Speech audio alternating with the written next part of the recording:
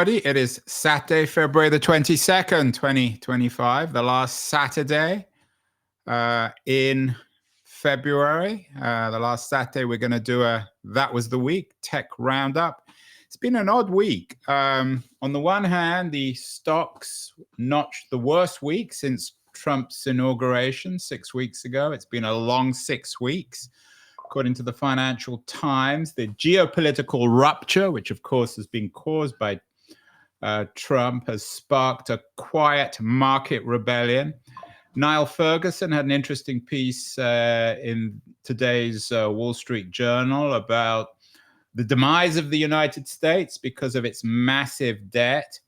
And Elon Musk has been continuing to make a public fool of himself this week, waving a chainsaw and pretending to be an Argentine politician, which I'm not sure reflects that well on him. However, in spite of all that bad news, Keith Tears, That Was the Week newsletter, is actually very optimistic. Unicorns are back, according to Keith, and we have an image, of course, created by AI of these imaginary beasts, horses with horns. Keith is joining us, as always, from Palo Alto, the home of optimism. Keith, do you think it's coincidental that suddenly everyone is optimistic again in Silicon Valley whilst the market is sliding? Do those two things in an odd way kind of go together? No, there's no correlation between Silicon Valley and the markets at all in any day-to-day sense. There's long-term correlation, I think, but not short-term. I think Silicon Valley is having a moment because of AI. Grok 3 was launched this week. Most of Crunchbase launched its new AI-driven data platform. And the CEO declared that historical data is dead, meaning only future predictive data is any good anymore. Yeah. So there's a lot going on. I mean, some massive funding rounds. Which is an odd thing to say. I mean, I didn't even use that article. Historical data being dead, the future is predictive intelligence. I mean, what does that mean? He means that it's now possible because of AI to see patterns and trends and predict them. And so just knowing the past is not the point anymore. Still, I mean, obviously he's stretching a point. You still need the history from the past to see the trends. So he's stretching a point, but he's saying the needle has turned from looking backwards to predicting the future because of data. And that's true in biology as well. I mean, there's some massive ARC this week announced a new model that understands DNA and can predict the likelihood of solving diseases, for example. So your editorial this week, Keith, is quite personal. You note that as the person in charge of SignalRank, your startup, AI has been remarkably helpful, and you refer in the editorial to an interesting piece in the New York Times about how AI is changing how Silicon Valley builds startups like your own SignalRank. What does your experience at SignalRank tell us about the future of startups? Well, the key is SignalRank is 5 people. Two of us have coding skills. It has not raised. We've raised $5 million ever to spend on building SignalRank. All the other money we raised is to invest in companies. So that article is focusing on the fact that it's almost like the lean startup story from the early 2000s. Eric Ries. Yeah, it's almost like the lean startup story, except it's true this time, because the most expensive thing in a startup is people, and the one thing you need less of is people. And that's a massive shift. Now, of course, if you're building large language models, the opposite's true, because the most expensive thing is GPUs, which you pay NVIDIA for, and that's super expensive. But everything else that's sitting on top of that is getting faster, cheaper, and better. You also refer to a New York Times piece about how AI is prompting an evolution, not an extinction for coders. Your son's a coder. In a sense, you're a coder. Ultimately, Keith, though, and I was at this thing with Tim Draper a couple of weeks ago where he was talking about companies, billion-dollar companies built and managed by single people. Won't ultimately AI make most coders extinct? Maybe not all, but won't founders like yourself simply become coders and you won't have the need for other help? Yeah, I make the point in the editorial that I didn't write a single line of code, but I've built a very complex system with lots of AI agents working together and delivering results for a user. Learning to code is going to be a low requirement. A very high requirement is learning to architect and guide the AI, because the AI can code, but it can't imagine systems to build or know when it got it right or when it got it wrong. And so the skill base is going to shift to what normally would be the domain of a product manager who has coding skills and can understand what's happening and can understand what it can ask for and what it can't ask for.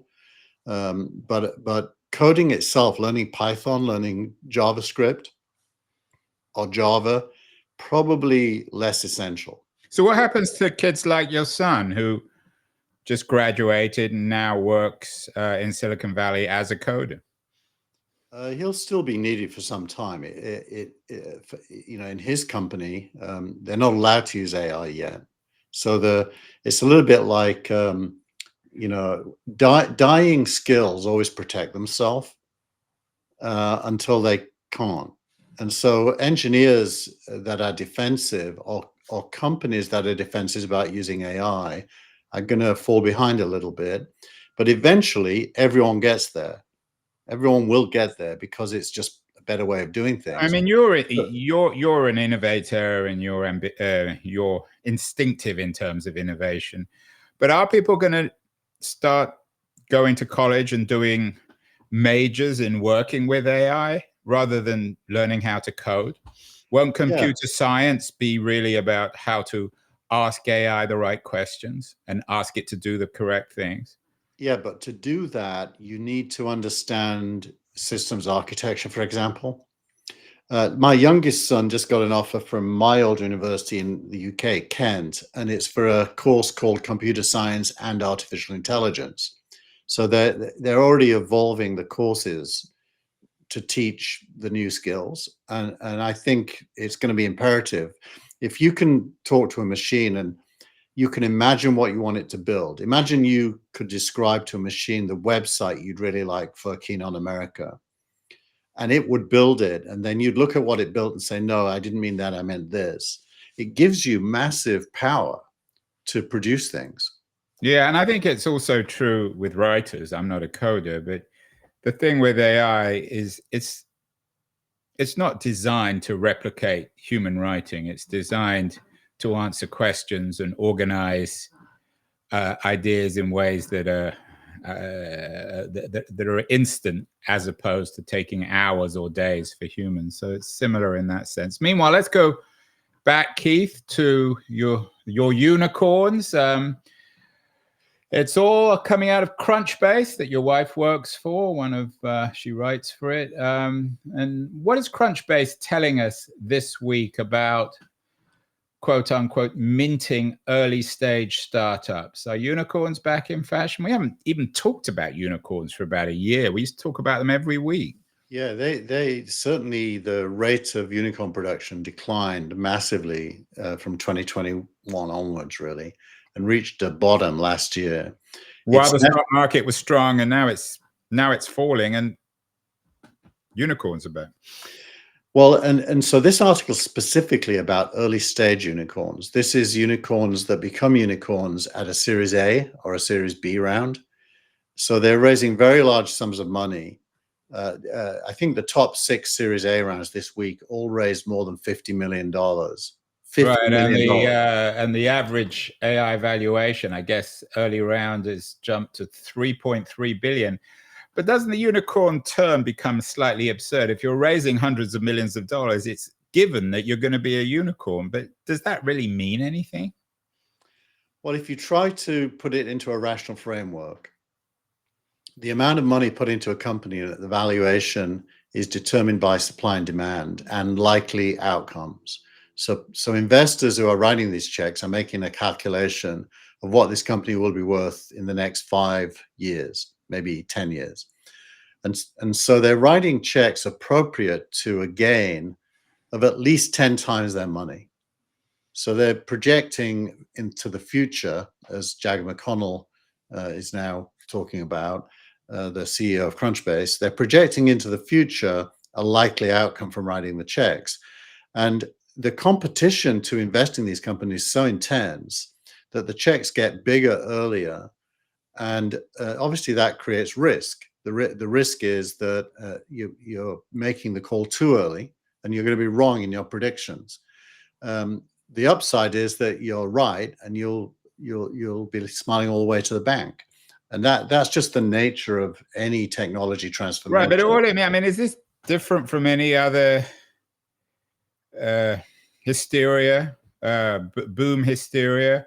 Just the numbers are larger. I mean, is this different from the dot-com boom where huge amounts of money were poured in? Most companies failed, some succeeded, like Amazon, or like Web 2.0, or like social media, or like crypto.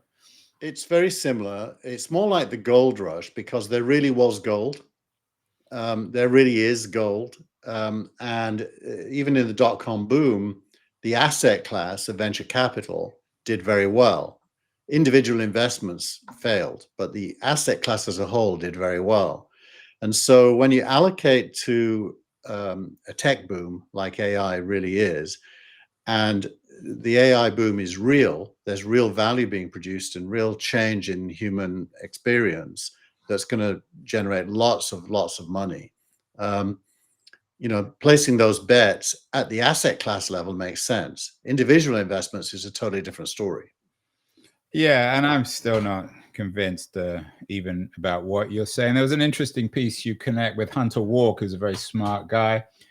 And I'm quoting him. He said, you have to assume every company will have access to the same LLMs and voices. The challenge then is to build a company that thrives despite this reality.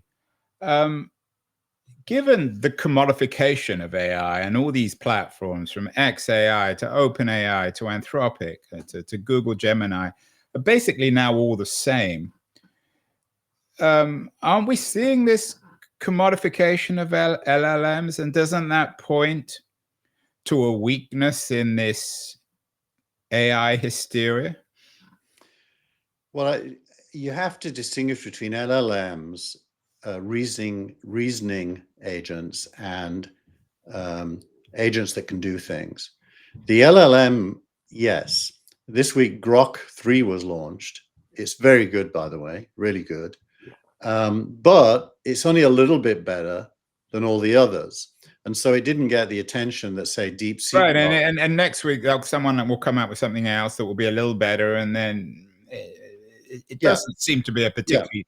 And as this race continues, the differences between the products will become less and less. But for you and me, that's fantastic because you use Anthropic. I use Perplexity. I use Cursor. We're basically getting free intelligence to do whatever. And I wonder whether, Keith, in that sense, it's rather like the early days of the internet, where we got a lot of stuff for free, and then everyone woke up and started charging.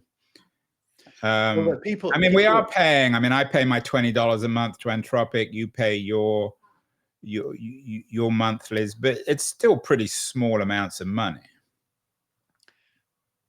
OpenAI now has 400 million daily active users and is making billions of dollars. So I should hope so, because it's raised tens of billions of dollars. But that is the game, right? I mean, think of the Andrew Keen, world. You wouldn't want to constrain yourself to investing almost nothing and making almost nothing. You want to invest as much as possible, as long as you know you can make more than that back. Yeah, I mean, you're right, of course. What about on the unicorn front? I mean, you've been at this rodeo before, Keith, many times. You're about as experienced as it gets. Are you taking these arguments about unicorns seriously, or should we be taking them like unicorns themselves with a pinch of salt? When you build startups, the valuation of the startup is not even in your mind as a variable. You're just building whatever your vision is, and it costs money to build it. So you're raising money. You sell shares in your company at the highest price you possibly can. So it's good news if you're a unicorn from the point of view of the company. And then you're building. So I think founders don't really think about valuations as much as they think about how much money they need and what they're going to do with it. On the other hand, normal people read the headlines and think that Silicon Valley is awash, with irrationality. It isn't really true. Yeah, well, you're providing us with those headlines. One of the other pieces you linked to this week is from the FT about Silicon Valley fighting EU tech rules with backing from Trump. I mean, of course, most of the news this week has been about Trump outside technology. Is Trump changing the rules in terms of big tech and particularly Europe and tariffs? Completely. Coinbase announced yesterday that the SEC has withdrawn its lawsuit against Coinbase. That's the latest little indication of the trend.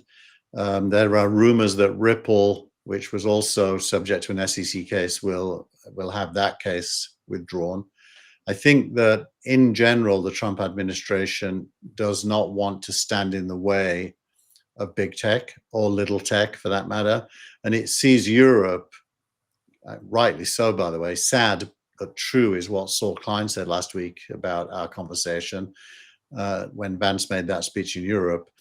Trump rightly sees Europe as a bit of a backwater, and the zeitgeist is kind of changing. Even in Europe, Europe's pretty, the innovators are fairly pro the Trump message, even if they're not pro-Trump.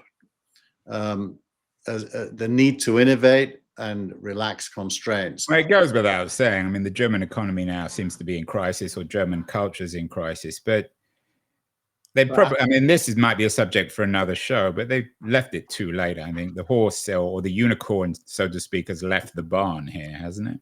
Well, Apple yesterday announced that it's turning off encryption in Europe, in the UK, not the whole of Europe, because the UK asked for a backdoor. So now UK users of the iPhone have no security on their phones because Apple, rather than comply with the backdoor, would turn the whole security layer off. And that, I think, is going to be a bit of a trend, that governments trying to control tech, especially if they're snooping on their citizens, tech is not going to bend over and agree with them anymore. And Trump, is going in the opposite direction. He's not trying to get them to do backdoors. My interview of the week, which you were kind enough to link with, was Tim Wu, who was perhaps the most influential critic of monopoly big tech in the Biden administration. He has an interesting new piece out on decentralizing capitalism. And with the help of my friends at Claude, we came away with 5 points from my conversation with Wu.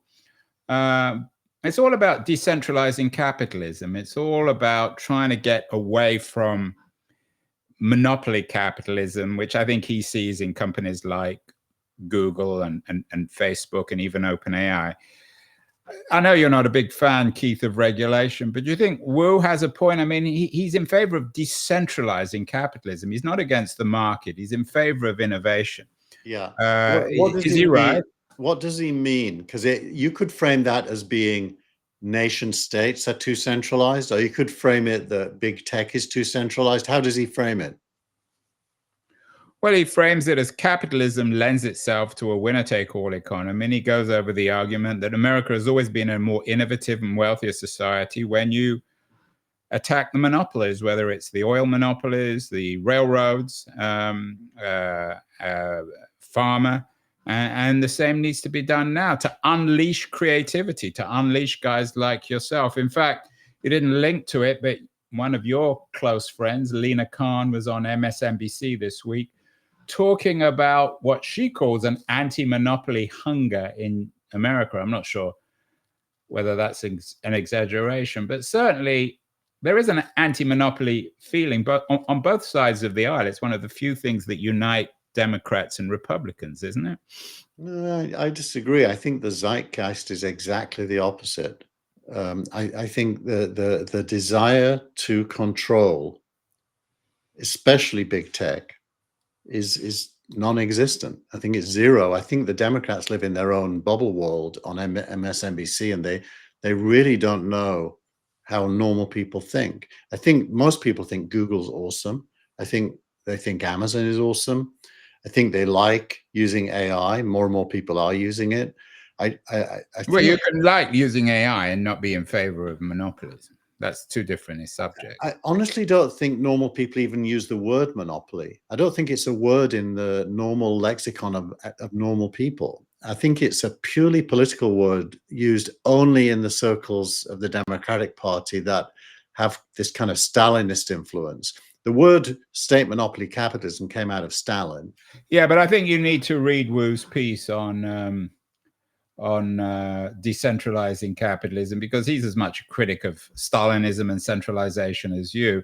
He uses models from post-war East Asia, particularly Taiwan, as and of course the Danish model, to talk about reforming the US. So what would you advise guys like Wu to be arguing? Should they just throw in their chips with Donald Trump and say, well, you're right? Well, where I would agree with him, and this is the common thread where we can agree, is capitalism has the tendency to create what I think of as greater socialization. That is to say, you get bigger and bigger units, more and more interconnected. The interconnected piece is super important. It's not just that they're big, they're interconnected. And that tends to be global. There's a globalizing tendency within capitalism. And as you globalize and you socialize production, small individual industries tend to go by the wayside, artisan industries. All of that is true, but you don't fix that. You don't fix that by trying to break it up. The real social good is that the human race increasingly becomes interconnected and interdependent. And that's a good thing. What's wrong is the private ownership of the wealth that it produces. Last week, we talked about Albert Wenger's critique of Vance's Paris speech, although he agreed with it in part. This week, you connect with Albert's humanist vision for AI, the speech at the Paris AI Summit he would have given or would like Vance to have given. What does Albert say? It's a little bit, 1960s kumbaya-ish. I am one of those, so I agree with him. But it's basically saying that AI is a tool for humanity, not a tool against humanity. And he makes the case for that. He doesn't say there are no safety risks, but he minimizes safety risks and places human good first, which I think does correlate to Vance's it's an opportunity to be taken, not a safety risk. So I think he's kind of on the same page as Vance, to be honest. Yeah, I think whenever anyone uses the word humanist, it always makes me slightly skeptical. I'm not entirely sure what it means. I mean, who's anti-humanist except for a few Marxist philosophers in Paris? Meanwhile, lots of other tech news. Microsoft announced what it sees as a breakthrough in quantum. Is that right, Keith? you and I probably are not clever enough to know, but Well, speak for yourself. I think the answer is yes. That headline says they've created a new state of matter, and that pertains to something called a topological qubit, which is a qubit is a kind of a micro element that can be programmable, and they're so tiny and there's so many of them that a quantum computer can do calculations at much greater scale and much faster than anything before. And they claim to have reduced this new state of matter down into a chip that can be plugged into a computer, an electrical computer, not a quantum computer, and can run. And the claim is that that will accelerate quantum computing by decades, to the point where they're promising programs that mean something within 5 years. And so that's a new timeline from that. Yeah, I think quantum is like AI. We're going to talk about it and talk about it and talk about it, and everyone will be skeptical. Some people will say it's for real. And then suddenly something will come along, the equivalent of OpenAI or ChatGPT and quantum, and it'll be real. But that certainly isn't this week.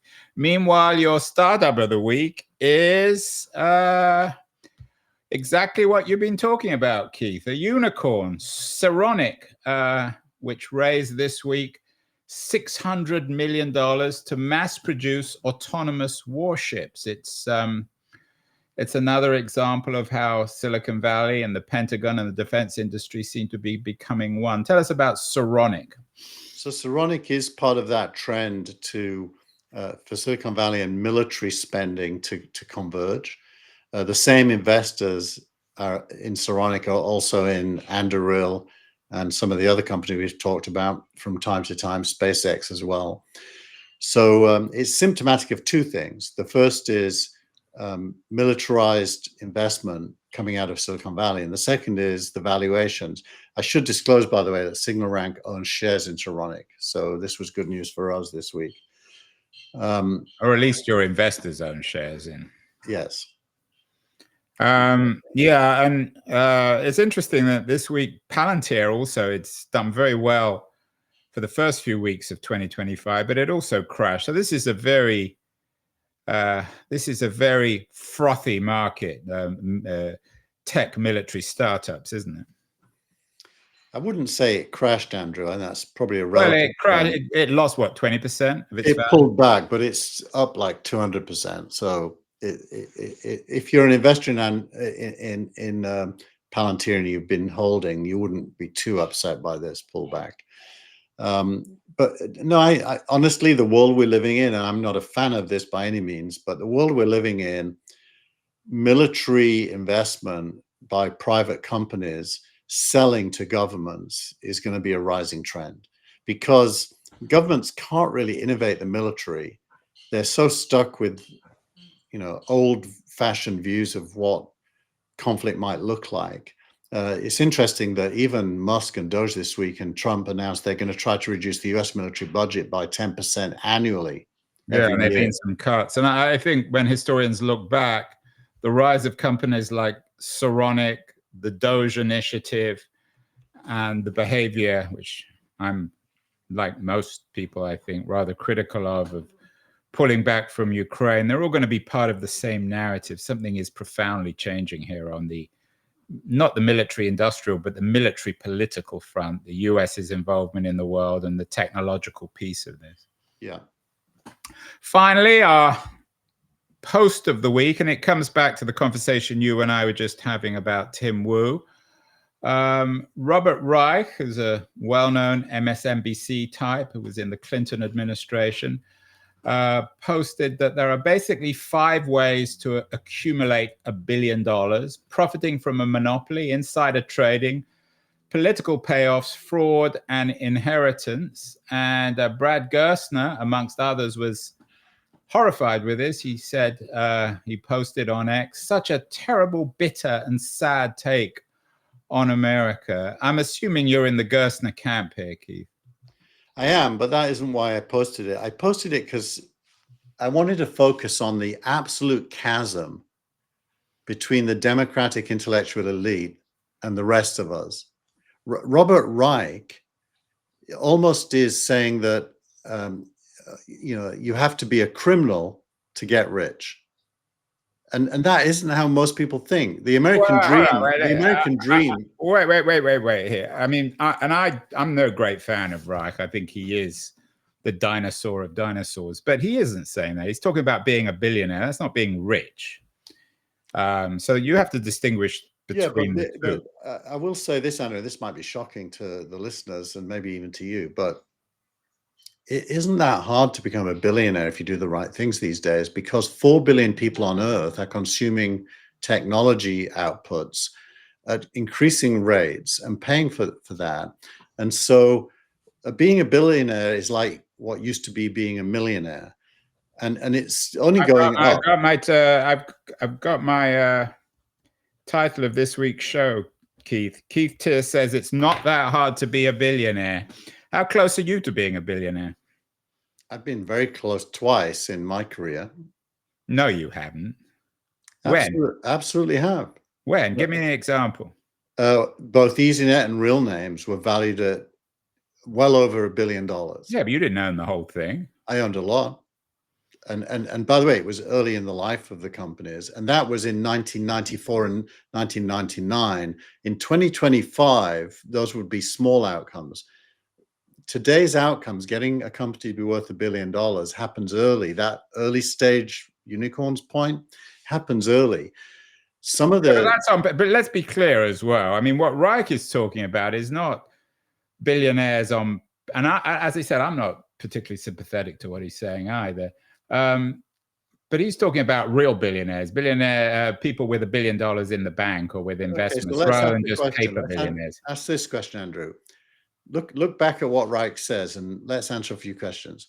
Where would, let's say, the brothers who run Stripe fit on that list? How did they? Because they're worth much more than $1 billion. They're not anywhere on that list. Where is Musk on that list? Where is Bezos on that list? Where are the founders of Google on that? Yeah, no, I agree with you. I think that he's wrong. I think that he's wrong to say there are basically 5 ways to accumulate $1 billion: profiting from monopoly, insider trading, political payoffs, fraud, and inheritance. You're absolutely right. But my disagreement with you is it's still incredibly hard to be a billionaire. I mean, how many billionaires are there in the US? Of course, it's hard. Well, you just said it was not that hard to be a billionaire. Let me tell you what I mean by that. I mean, it's the easiest it's ever been, and it's going to get easier. Well, it's easiest because it's ever been because of inflation. No, because of the scale of distribution networks and the revenues that come back from them. It used to be super hard. I'll tell you one little anecdote. When I did EasyNet, we had to put floppy disks on the front of magazines to distribute our software. When I did my most recent startups, you put an app in 2 app stores and it's in the whole world the next day. And so the flow of money that comes from the ease of distribution of software to people who can pay for it if they like it has completely changed the dynamics. I take your point, but coming back to this issue of, I mean, what number, how do you consider wealth? Who is rich? How much do you have to earn? Own, not earn. I think rich is totally subjective from your point of view. You know, I thought I was rich when I, didn't have credit card debt back in the early days. It's a meaningless term then. It's just... It's subjective. It's entirely subjective. Yeah, but you can build the pyramid of wealth in terms of, a smaller number of people at the top with very large amounts of wealth and go down to at the bottom where lots and lots of people with nothing. And that pyramid will change its shape and the scale at different levels through history, usually in a positive direction, by the way. That's one of the results of the socialization of production and the coming together of the human race into a single, GDP growth is the number you can chart that through.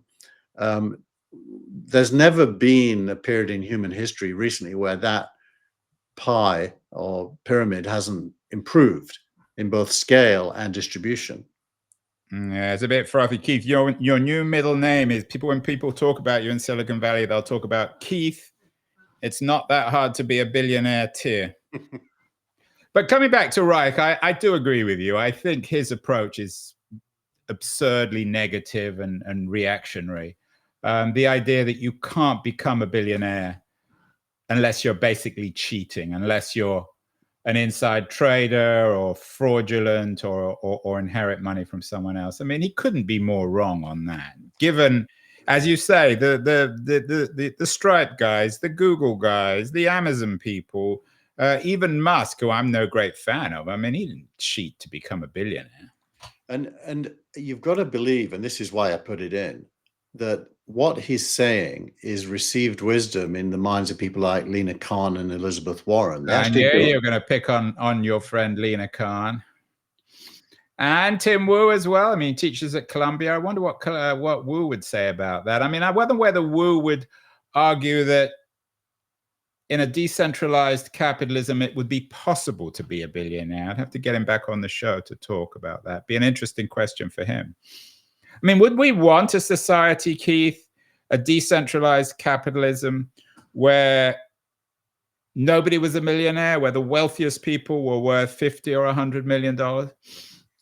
No, I think the nightmare scenario for the future is that as production socializes and globalizes, that a very small number of people control the wealth. But I think that's the right place to discuss. How does the wealth get distributed to everyone? And so you uplift human life, not just a few individuals. But I don't think you achieve that by trying to break up monopolies. I think you've got to. But the point is, it's not even breaking up monopolies. I mean, Reich's point is that one way to get $1 billion is to profit from monopoly. But I mean, the Google people, I mean, it's back to Peter Thiel's argument in 1 to 0.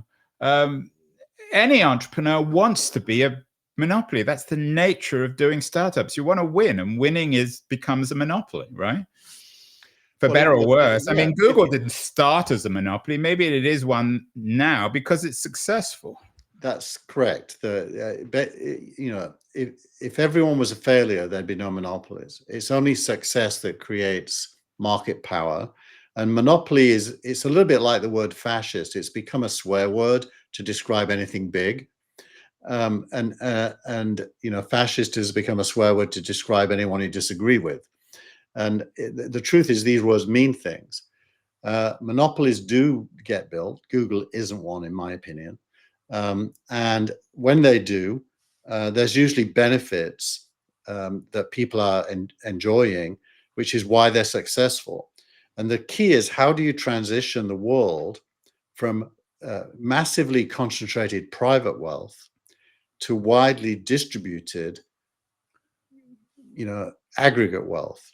Right. And that's about distributing wealth, not breaking up companies. Yeah. And I mean, also with Reich, I mean, there are lots of, politically responsible or politically liberal billionaires. I mean, Reid Hoffman comes to mind. We talked about him last week. Finally, and this comes back to your point, Gerstner had another interesting post this week.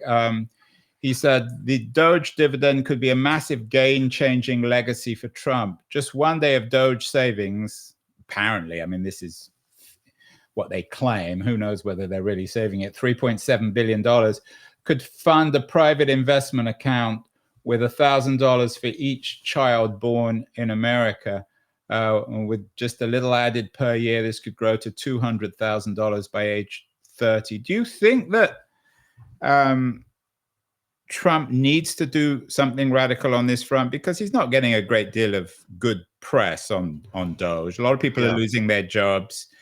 Every day there are heartrending stories of laid off people, and it's not the billionaires are losing their jobs; they're being fired by the billionaires. It's people working at poorly paid jobs in the first place. So does he need to do something with all the money he's supposed to have saved? Maybe in terms of a sovereign wealth fund or something more innovative? Well, what Gerstner is talking about there is about the distribution of wealth. It's one example of it. I think it's unlikely that Trump has the DNA to really follow through on anything like that. You know, I don't think Donald Trump has any kind of social awareness at all about, you know, uplifting everybody. I do think there are people that do think like that. Sam Altman is one of them, and Reid Hoffman may be another, where the question of if there is abundance, how does everyone benefit from it is a real question. You know, Gerstner's idea is not terrible, but I think it's a micro idea. There's a much bigger conversation needed than how to deploy the Doge savings. Yeah, and I agree with you. And I think that I also agree with you on the Reich front that his kind of thinking, which is purely negative, is pointless. And what's missing on the progressive side amongst Democrats are creative, innovative thinking about the redistribution of wealth rather than just taxing the rich or making it illegal to be a billionaire. Yeah. Well, we're in agreement, Keith. But shocking agreement. Although we disagree, I think it is still hard to be a billionaire. One thing I can guarantee is I've never been close and I never will be a billionaire. You say you've been close. What are the chances in the next few years, Keith, that you're going to be a billionaire from SignalRank? I don't even think about it. I think about what SignalRank can do for everyone else. And if it does well, I'll do well. Oh, God. Well, if it does well, I hope you'll pay me for this show. Keith Teare, publisher, that was the week. The man who argues that it's not that hard to be a billionaire. It's still a little hard, Keith, but we will be back next week to talk more billionaires, unicorns, AI, and everything else in the world of tech. Have a great week, and we'll be back at this time next week. Thanks, Keith.